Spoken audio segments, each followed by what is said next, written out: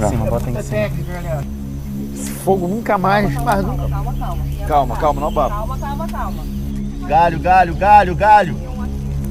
Meu Deus, o fogo foi a coisa mais difícil que eu já fiz, acho que em muito tempo, assim. Agora foi, viu? Agora foi, hein? Não foi não que eu joguei negócio seco. Vamos manter. Não, tem que Lenha, manter. vamos. Pegando.